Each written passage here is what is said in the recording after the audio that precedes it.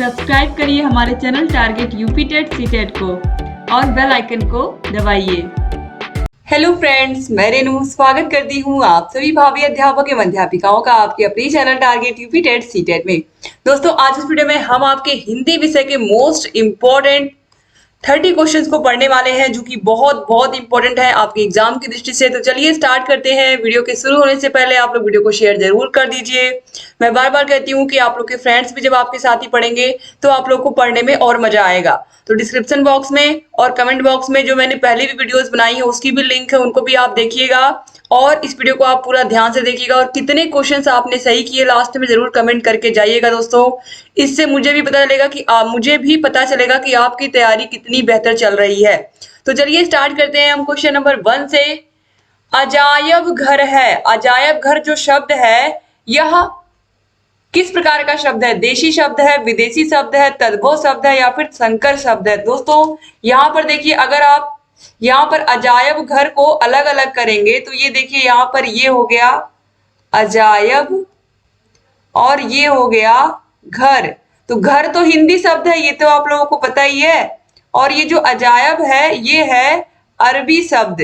तो ये एक अरबी भाषा हो गई और हिंदी भाषा हो गई। तो अरबी भाषा और हिंदी भाषा से मिल करके ये शब्द बना है अजायब घर। अजायब घर का मतलब होता है संग्रहालय, जहां पर हम अजीब और विलक्षण वस्तुओं को रखते हैं, जैसे कि पुस्तकालयों का संग्रहालय हो गया, जीव जंतुओं का संग्रहालय हो गया, जिसे हम म्यूजियम कहते हैं इंग्लिश में। तो इस तरीके से यहाँ पर राइट आंसर हो जाएगा ऑप्शन नंबर डी संकर शब्द, क्योंकि दो भाषाओं के शब्दों से मिल करके बना हुआ है अजायब घर शब्द, इसीलिए ये क्या है? संकर शब्द है। ठीक है, तो आगे बढ़ते हैं। यहाँ पर ऑप्शन डी सही हो गया है। क्वेश्चन नंबर 2 है, निम्नलिखित तत्सम तद्भव शब्दों के युग्म में से कौन सा युग्म त्रुटिपूर्ण है, कौन सा गलत है? तो घृत संस्कृत शब्द है, घी इसका हिंदी है, सही है। उटु ऊंट, त्वरित तुरंत, तिक्त तीता। तो दोस्तों यहाँ पर देखिए, घृत घी भी सही है, त्वरित तुरंत भी सही है, तिक्त तीता भी सही है। लेकिन उटु ऊंट जो दिया हुआ है, तो हम ऊंट को संस्कृत में कहते हैं उष्ट्र। तो यहाँ पर इस तरीके से देना चाहिए था उष्ट्र ऊंट, तब ये सही होता। ठीक है, तो ये युग्म गलत है, तो इसीलिए ऑप्शन नंबर बी जो है ये क्या हो जाएगा? सही हो जाएगा। ठीक है, अब आगे बढ़ते हैं। और आपको ये चीज मैंने पहले बताई है कि तत्सम शब्द संस्कृत के शब्द होते हैं और यहाँ पर तद्भव जो है आप हिंदी में देखते हो। अब क्वेश्चन नंबर 3 पे आते हैं। इनमें मिश्र वाक्य कौन सा है? प्रधानाध्यापक जी ने कहा कि कल विद्यालय बंद रहेगा। बहुत से छात्र पुस्तकालय में हिंदी व्याकरण की पुस्तक पढ़ रहे हैं। ये तो सरल वाक्य है। लड़के मैदान में एक सभा का आयोजन कर रहे हैं, ये भी सरल वाक्य है। सतीश खाना खाकर उठा और हरीश खाना खाने बैठा। तो दोस्तों यहाँ पर ये जो है ये संयुक्त वाक्य है और से जुड़ा हुआ है। तो यहाँ पर दोस्तों देखिए, तो इस तरीके से यहाँ पर ऑप्शन ए जो है यही सही है। प्रधानाध्यापक जी ने कहा कि कल विद्यालय बंद रहेगा, ये एक मिश्र वाक्य है। ठीक है, ऑप्शन ए सही हो जाएगा। अब हम आगे बढ़ते हैं क्वेश्चन नंबर 4 पर। इनमें से संयुक्त वाक्य कौन सा है? स्वामी जी ने अपने उद्बोधन में कहा कि शाकाहारी बनो। दरवाजा खुला रह गया और चोर घर में घुस आए। छात्राओं ने अत्यंत सुंदर भरतनाट्यम नृत्य प्रस्तुत किया। छात्राओं ने अत्यंत सुंदर भरतनाट्यम प्रस्तुत किया। यह वही स्थल है जहां श्री कृष्ण भक्त मीरा पैदा हुई थी। तो यहाँ पर संयुक्त वाक्य पूछ रहा है। अभी मैंने आपको बताया था पिछले क्वेश्चन में कि यहाँ पर देखिए और से जुड़े हुए हैं, इसका मतलब ये संयुक्त वाक्य हैं। तो यहाँ पर आप देख रहे हो ऑप्शन नंबर बी जो है ये देखिए और से जुड़ा हुआ है। दरवाजा खुला रह गया और चोर घर में घुस आए, ये जो वाक्य है ये कैसा है? संयुक्त वाक्य है। ठीक है, आगे बढ़ते हैं। हम यहाँ पर ऑप्शन बी सही हो गया है। उम्मीद करती हूँ आप लोग को भी सारे क्वेश्चंस के आंसर आ रहे होंगे और आप अच्छे से आंसर दे भी रहे हैं। दोस्तों आगे बढ़ते हैं। सारे क्वेश्चंस के आंसर इसी प्रकार उत्सुकता से आप लोग देते रहिए, मुझे भी अच्छा लग रहा है आप लोग पढ़ रहे हो ध्यान से। क्वेश्चन नंबर 5 है, निम्नलिखित में से संकेतार्थक वाक्य कौन सा है? वह कल जयपुर जाएगा। यदि वह कहेगा तो मैं भी जाऊंगा। कक्षा में शोरगुल मत करो, मेरी बात ध्यान पूर्वक सुनो। तो यहाँ पर देखिए जो ऑप्शन नंबर बी है दोस्तों, यदि वह कहेगा तो मैं भी जाऊंगा, यहाँ पर ये संकेतार्थक वाक्य है। ठीक है, ऑप्शन बी जो है दोस्तों ये सही हो जाएगा। अब क्वेश्चन नंबर 6 पे आते हैं। कहत नटत रीझत मिलत खिलत लजियात भरे भवन में करत हैं नैनन ही सो बात। इसमें किस प्रकार का रस है? संयोग श्रृंगार रस, वियोग श्रृंगार रस, रौद्र रस या विभत्स रस? तो यहाँ पर गुस्से की तो बात हो ही नहीं रही है। भरे भवन में करत हैं नैनन से ही, नैनों से बात कर रहे हैं। और कहत नटत रीझत मिलत खिलत लजियात, खिलखिलाते हुए चेहरे हैं, लज्जा है, ये सब चीजें किसमें होती हैं? तो साफ साफ दिख रहा है गुस्सा तो है नहीं, विभत्स तो है नहीं। और यहाँ पर वियोग श्रृंगार रस अगर होगा तो वहां पर इंसान रोता है, तो ऐसा तो कुछ नहीं है इसमें। तो यहाँ पर देखिए किस तरीके से बताया जा रहा है। तो यहाँ पर दोस्तों नायक नायिका किस तरीके से एक दूसरे को देख करके किस तरीके के वो उनके मन में भाव उत्पन्न होते एक दूसरे को देख करके, वही सारी चीजें यहाँ पर बताई गई हैं। तो यहाँ पर कहा जा रहा है कि सारा घर लोगों से भरा हुआ है और नायक नायिका सारी चेष्टाएं इशारों में कर रहे हैं, यानी कि इशारों में ही बात कर रहे हैं। तो इस तरीके से नायक ने नायिका से इशारे से मिलने के लिए कहा। तो ये सब बातें इसमें लिखी हुई हैं। तो इस तरीके से इसमें संयोग श्रृंगार रस है, ठीक है। मिलन है तो ऑप्शन नंबर ए जो है संयोग श्रृंगार रस, संयोग मतलब मिलन, तो ये राइट आंसर हो जाएगा ऑप्शन नंबर ए श्रृंगार रस का, ठीक है। वियोग नहीं है, बिछड़ना नहीं है यहाँ पर, तो ऑप्शन ए जो है ये सही हो जाएगा। अब क्वेश्चन नंबर 7 पे आते हैं। गर्दन पर सवार होना मुहावरे का क्या अर्थ है? गर्दन पर भारी वस्तु रखना, ये तो गलत है। पीछे पड़े रहना, गर्दन में दर्द होना, उत्साहित होना। तो दोस्तों गर्दन पर सवार होने का मतलब है, किसी के गर्दन पर सवार होने का मतलब एकदम उसके पीछे पड़े रहना, हमेशा उसके पीछे पड़े रहना। तो यहाँ पर ऑप्शन नंबर बी जो है ये सही हो जाएगा, पीछे पड़े रहना, ठीक है। क्वेश्चन नंबर 8 है। घाव पर नमक छिड़कना मुहावरे का क्या अर्थ है? घाव पर नमक डालना, घाव में दवा लगाना, दुखी को और दुखी करना या इनमें से कोई नहीं। तो घाव पर नमक छिड़कने का मतलब क्या है? कोई इंसान बहुत दुखी है और उसको जा करके वो जिस बात से दुखी है उसी बात को फिर उसके सामने उभार देना, या उसी बात को फिर उसके सामने उसको याद दिला देना। तो इससे क्या होगा, वो व्यक्ति और भी दुखी हो जाएगा। तो दुखी को क्या कर दिया, और दुखी कर दिया। तो इस तरीके से ऑप्शन सी जो है ये क्या हो जाएगा, सही हो जाएगा। और घाव पर नमक छिड़कना, ये तो आप लोगों को पता ही है कि अगर किसी को घाव हुआ उस पर आप नमक छिड़क दोगे तो उसको और दर्द होगा, तो वही चीज है, ये एक मुहावरा है। अब क्वेश्चन नंबर 9 है। संतो आई ज्ञान की आंधी, भ्रम की टाटी, सबे उड़ानी, माया रहे न बांधी। इसमें अलंकार कौन सा है? उपमा, अनुप्रास, रूपक या फिर श्लेष?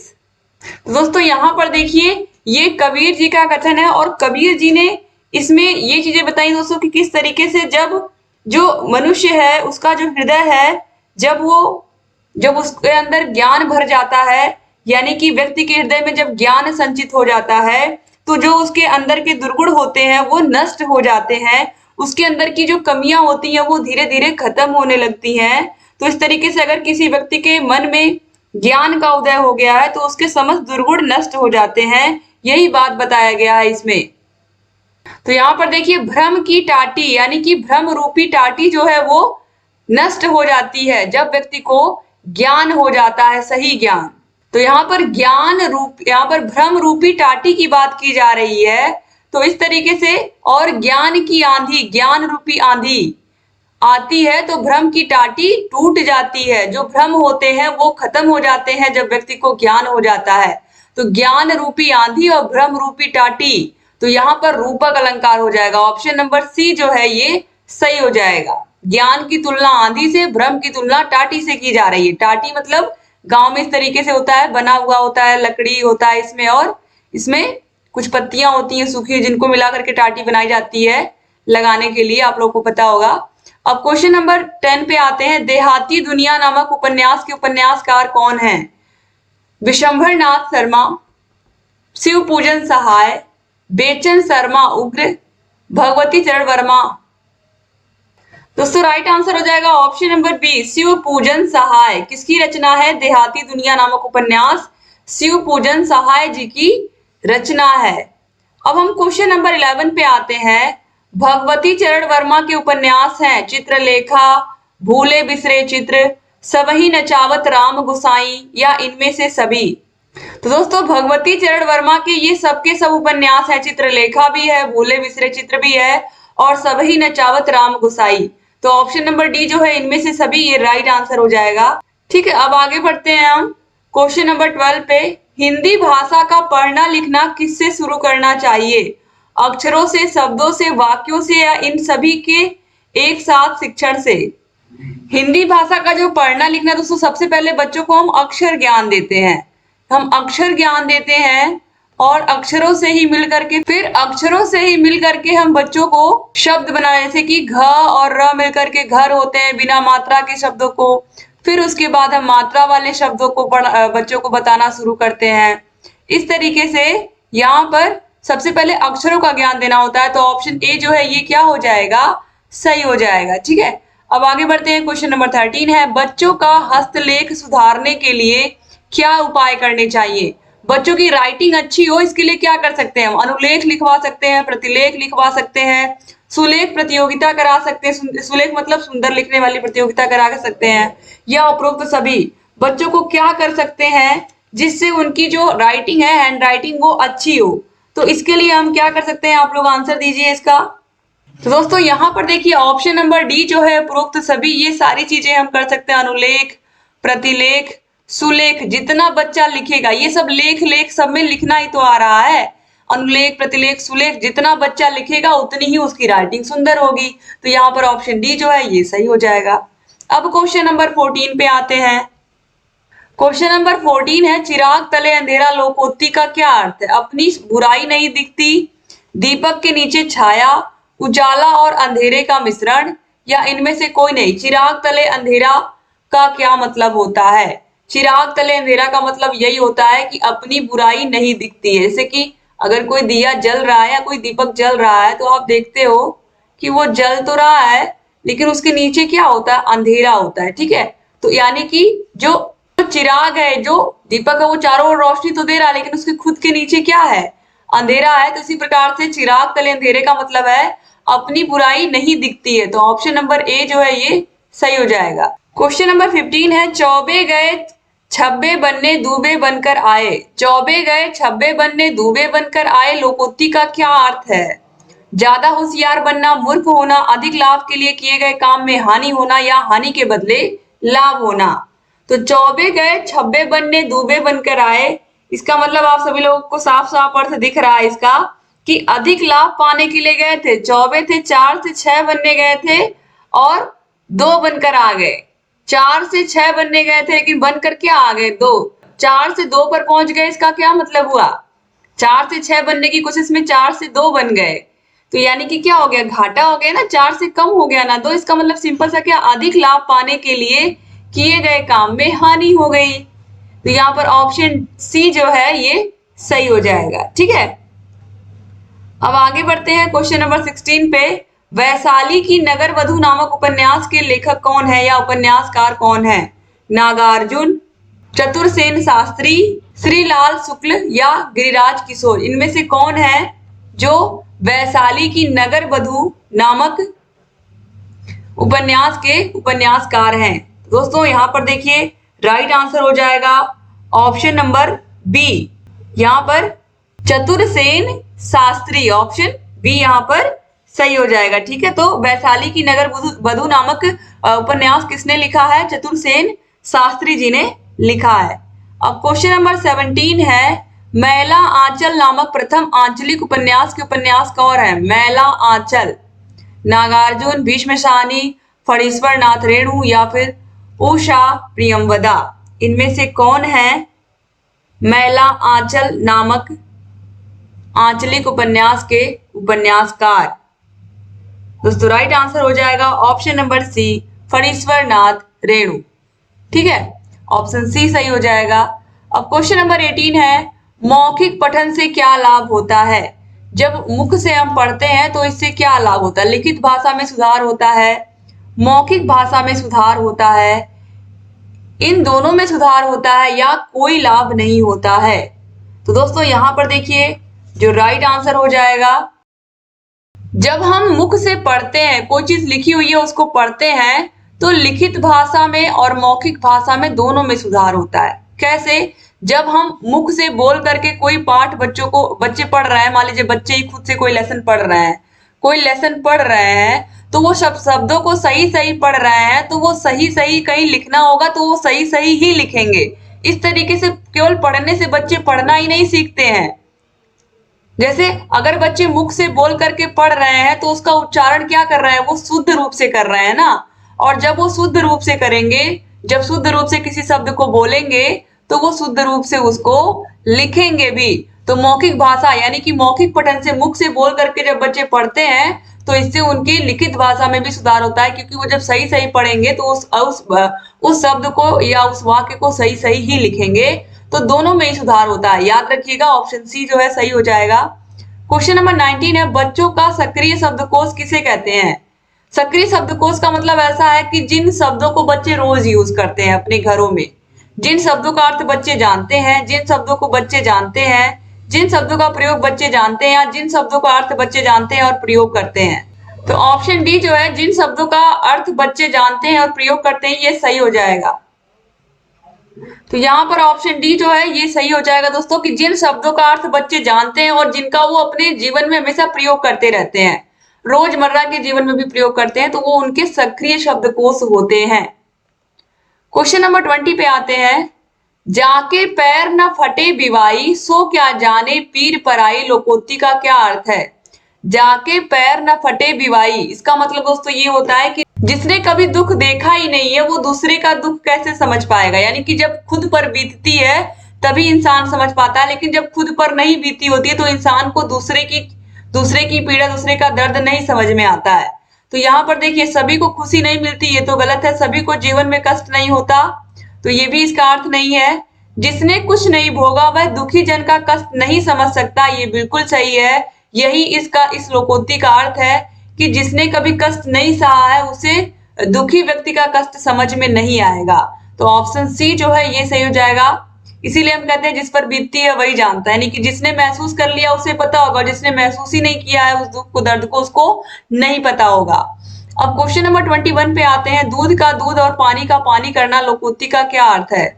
दूध और पानी को अलग करना, पानी में से दूध को निकालना, दूध में से पानी को निकालना, या ठीक ठीक न्याय करना। तो दूध का दूध और पानी का पानी करने का मतलब होता है कि ठीक ठीक न्याय करना, यानी कि सही प्रकार से जजमेंट करना, जिसको जो चीज चाहिए थी वो उसको दिला देना। तो ठीक ठीक न्याय करना इस लोकोक्ति का अर्थ हो जाएगा, दूध का दूध और पानी का पानी करना। या फिर इस तरीके से भी हम कह सकते हैं कि सच्चाई का पता लग जाना, और सच्चाई का पता जब लग जाएगा तो अपने आप न्याय हो जाएगा। अब क्वेश्चन नंबर 22 पे आते हैं, तमस नामक उपन्यास के रचनाकार कौन है। तमस उपन्यास किसने लिखा है। धर्मवीर भारती ने, भीष्म साहनी ने, अमृतलाल सागर ने, या कमलेश्वर ने। दोस्तों, तमस नामक उपन्यास को लिखा है भीष्म साहनी जी ने। ऑप्शन नंबर बी जो है दोस्तों ये सही हो जाएगा। तमस नामक उपन्यास को किसने लिखा है, भीष्म साहनी जी ने लिखा है। और याद रखिएगा, जितने भी उपन्यासकार हैं या लेखक हैं, इनकी रचनाएं एग्जाम में पूछता है, तो आप लोगों को ये पता ही होना चाहिए। अब क्वेश्चन नंबर 23 पे आते हैं, राग दरबारी नामक उपन्यास के उपन्यासकार कौन है। राग दरबारी नामक उपन्यास किसने लिखा है। श्री लाल शुक्ल ने, राजेंद्र यादव ने, अमृतलाल नागर ने, या फिर कमलेश्वर ने। किसने लिखा है राग दरबारी नामक उपन्यास। आप लोग आंसर दीजिए दोस्तों। तो राइट आंसर दोस्तों यहाँ पर हो जाएगा श्री लाल शुक्ल जी ने। बिल्कुल सही आंसर ऑप्शन नंबर ए जो है, श्री लाल शुक्ल जी ने इसको लिखा है, राग दरबारी नामक उपन्यास को। अब क्वेश्चन नंबर 24 पे आते हैं, लिखना पढ़ने से पूर्व सीखना चाहिए, यह एक विचार किसका है। डाल्टन का, लेडी मॉन्टेसरी का, फ्रॉबेल का, या मिस हेलन पार्कस्ट का। तो लिखना पढ़ने से पहले आना चाहिए, ये लेडी मॉन्टेसरी जी ने कहा था, मारिया मॉन्टेसरी जी का ये कथन है। और यहाँ पर ऑप्शन बी जो है दोस्तों ये सही हो जाएगा। ठीक है, इन्होंने ही कहा था कि लिखना पढ़ने से पूर्व सीखना चाहिए। अब क्वेश्चन नंबर 25 पे आते हैं, भाषा शिक्षण की मुख्य विधि कौन सी है। अनुकरण विधि, अभ्यास विधि, संरचनात्मक विधि, या उपयुक्त सभी। तो जब बच्चे भाषा सीखते हैं तो अनुकरण के द्वारा, यानी कि शिक्षक का अनुकरण करके भी सीखते हैं, और बार बार शब्दों को, वाक्यों को बोल करके भी सीखते हैं, और संरचनात्मक विधि से भी सीखते हैं। तो यहाँ पर ऑप्शन नंबर डी जो है, उपरोक्त सभी, ये राइट आंसर हो जाएगा। अब हम क्वेश्चन नंबर 26 पर चलते हैं दोस्तों। बुद्धि भ्रमित होना किस मुहावरे का सही अर्थ है। बुद्धि भ्रमित होना किस मुहावरे का सही अर्थ है। चक्कर में पड़ना, अक्ल पर पत्थर पड़ना, धोखा खाना, या उल्लू बनना। तो बुद्धि भ्रमित होने का मतलब है अक्ल पर पत्थर पड़ना। ये ऑप्शन नंबर बी जो है सही हो जाएगा। ठीक है, तो अक्ल पर पत्थर पड़ना इसका मतलब होता है बुद्धि भ्रमित होना। तो ये क्या है, एक मुहावरा है। क्या है, मुहावरा है, अक्ल पर पत्थर पड़ना। ठीक है, ये क्या है, एक मुहावरा है। ठीक है, आगे बढ़ते हैं हम। अब अगला क्वेश्चन देखते हैं। क्वेश्चन नंबर 27 है, एकमात्र सहारा किस मुहावरे का सही अर्थ है? आंखों का तारा, नाक का बाल होना, अंधे की लाठी होना या आंखें बिछाना। तो ये ऑलरेडी मैंने आप लोगों को बताया हुआ है पिछली वीडियोस में। अंधे की लाठी होना का मतलब होता है एकमात्र सहारा होना। जैसे कि श्रवण कुमार क्या थे, अपने माता पिता के लिए अंधे की लाठी थे, क्योंकि वो एक मात्र सहारा थे अपने माता पिता के। तो ऑप्शन सी जो है ये सही हो जाएगा। क्वेश्चन नंबर 28 है, चंदायन किसकी रचना है? विद्यापति, मलूक दास, मुल्ला दाऊद या फिर मंजन। दोस्तों जो चंदायन है ये रचना है मुल्ला दाऊद की। तो ऑप्शन नंबर सी जो है ये सही हो जाएगा। अब क्वेश्चन नंबर 29 पे आते हैं। विनय पत्रिका किसकी रचना है? ऑप्शन नंबर यहाँ पर देखिए, ऑप्शंस में दिया हुआ है गोस्वामी तुलसीदास, ईश्वर दास, केशव दास या सेनापति। विनय पत्रिका किसकी रचना है? तो दोस्तों जो विनय पत्रिका है ये रचना है तुलसीदास जी की, गोस्वामी तुलसीदास जी। यहाँ पर ऑप्शन नंबर ए जो है ये सही हो जाएगा। विनय पत्रिका इन्हीं की रचना है और ये भी क्वेश्चन इंपॉर्टेंट है दोस्तों। उम्मीद करती हूँ कि आप लोग बहुत अच्छे से सारे आंसर्स दे रहे होंगे। अब क्वेश्चन नंबर 30 पे आते हैं। भाषा का मुख्य घटक है व्याकरण, भाषा विज्ञान, भाषा कौशल या उपरोक्त सभी। तो एक भाषा के मुख्य घटक कौन कौन से हैं? तो व्याकरण भी है, भाषा विज्ञान भी है, भाषा कौशल भी है। तो ऑप्शन डी जो उपरोक्त सभी ये राइट आंसर हो जाएगा। और इस तरीके से यहाँ पर आप लोगों ने टोटल 30 क्वेश्चंस कर लिए। उम्मीद करती हूँ कि आप लोग को आज का सेशन बहुत अच्छा लगा होगा। वीडियो कैसा लगा जरूर कमेंट करिएगा। और दोस्तों अगर आपको अपने सपने पूरे करने हैं, आप चाहते हो कि आप एक शिक्षक बनो, आप जो भी आपने सपना देखा है, एक शिक्षक बनने का ही नहीं, क्योंकि बहुत सारी चीजें होती हैं कि हर एक के सपने सेम तो नहीं होते हैं। तो आपने जिस भी एग्जाम के लिए तैयारी आपने अपनी शुरू की है, उस एग्जाम में हिंदी विषय निश्चित रूप से आता है। तो हिंदी विषय इसीलिए मैं आप लोग के लिए रेगुलर लेकर के आ रही हूँ, ताकि आप लोग की जो हिंदी की तैयारी है वो भी बेहतर हो। और सारे के सारे विषयों की वीडियोस इस तरीके से ही मैं लेकर के आऊंगी। तो thank you so much video को पूरा देखने के लिए। और अगर चैनल को सब्सक्राइब नहीं किया अभी तक तो प्लीज सब्सक्राइब कर दीजिए। नीचे बेल आइकन होगा उसको भी प्रेस कर दीजिएगा बगल में सब्सक्राइब बटन के। और जहां कहीं कोई भी समस्या आ रही है हमसे बताते रहिए दोस्तों। और वीडियो को एक बार फिर से शेयर कर दीजिएगा। जिन प्रशिक्षुओं ने या जिन हमारे भाई बहनों ने नहीं देखा है आप लोग जरूर देख लीजिएगा। और जितने भी हाउस वाइफ है, जितने भी लोग जिनके पास बहुत सारा काम होता है, जो जॉब के साथ साथ पढ़ाई कर रहे हैं, उन सभी को मेरा सल्यूट है। और आप लोग मेहनत कर रहे हैं तो आप लोगों को उसका रिजल्ट भी मिलेगा, आप लोग को जरूर फल मिलेगा। तो आप लोग मेहनत करते रहिए और आपके लिए ऐसे अच्छे से वीडियोस मैं लेकर के आती रहूंगी। और आपकी तैयारी बेहतर करवाना हमारी रिस्पॉन्सिबिलिटी है दोस्तों। और लगातार वीडियोस लेकर के आते रहेंगे आप लोग के लिए। Thank you so much. सारी वीडियोस की लिंक आपको मिल जाएगी डिस्क्रिप्शन बॉक्स, कमेंट बॉक्स में। चाहे यूपी टेट हो, सी टेट हो, तैयारी कैसे करनी है, कौन सी बुक्स लेनी है, कैसे बिना कोचिंग के पढ़ें, कैसे टाइम टेबल बनाएं, ये सारी वीडियोस मैंने बनाई हैं। तो चैनल से बने रहिए और डिस्क्रिप्शन बॉक्स, कमेंट बॉक्स जरूर चेक कर लीजिएगा एक बार। और हमारे टेलीग्राम से भी आप जुड़ सकते हैं। टेलीग्राम का लिंक भी डिस्क्रिप्शन बॉक्स और कमेंट बॉक्स में मैं दे दूंगी। टेलीग्राम पर आपको वीडियोस की जो पीडीएफ है वो मिल जाती है। यहाँ पर मैंने पढ़ा दिया इसको, तो इसकी पीडीएफ आपको मिल जाएगी वहां पर।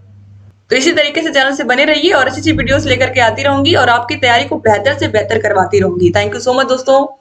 जय हिंद।